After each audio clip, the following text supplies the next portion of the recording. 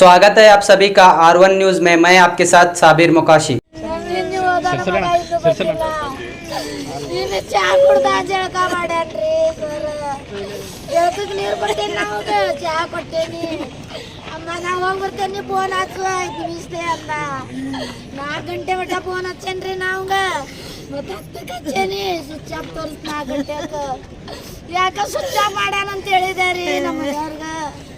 ಯಾಕ Rohit switch off ಮಾಡ್ಯಾನ, ಮಾಡಂಗಿಲ್ಲ ಅವ ಅಂತ ಹೇಳೇನಿ.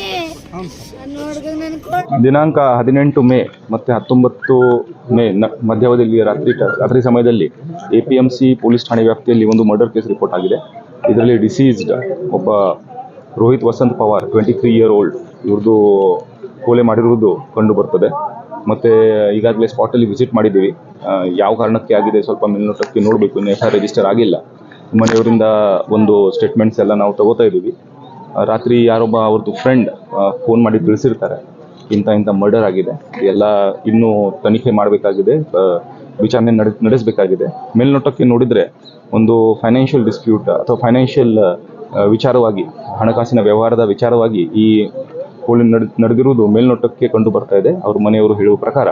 ಇನ್ನು FIR ನಾವು ರಿಜಿಸ್ಟರ್ ಮಾಡ್ತೀವಿ. ಯಾವ ರೀತಿ FIR ಕೊಡ್ತಾರೆ, ಮಾಹಿತಿ ಯಾವ ರೀತಿ ಕೊಡ್ತಾರೆ ಅದನ್ನು ಎಲ್ಲ ನೋಟ್ ಮಾಡಿ ಮುಂದಿನ ತನಿಖೆ ನಡೆಸಲಾಗುವುದು. ಯಾವ ರೀತಿ ಕೊಲೆ ಮಾಡಿದ್ದಾರೆ ಸರ್? ನೋಡಿ, ಇದರಲ್ಲಿ ಮಲ್ಟಿಪಲ್ ಸ್ಟ್ಯಾಬ್ ವೂಂಡ್ಸ್ ಇದ್ದಾವೆ, ಸ್ಟ್ಯಾಬಿಂಗ್ ಆಗಿದೆ, ಮತ್ತು ಕಲ್ಲು ತಲೆಯಲ್ಲಿ ಬಿಸಾಕಿರಬಹುದು, ಮತ್ತು ಅದರಲ್ಲಿ ಸ್ವಲ್ಪ ಡಿಫೆನ್ಸ್ ವೂಂಡ್ ಸಹ ಬೈಕ್ ಮೈ ಮೇಲೆ ಇದೆ. ಮತ್ತು ಸ್ಪಾಟಿಂದ ಕೆಲವು ನಾವು ಮರ್ಡರ್ ವೆಪನ್ಸ್ ರಿಕವರ್ ಆಗಿವೆ. ಬಾಡಿಯನ್ನು ಸ್ವಲ್ಪ ಡಿಸ್ಟೆನ್ಸಲ್ಲಿ ಎಳೆದುಕೊಂಡು ಹೋಗಿದ್ದಾರೆ.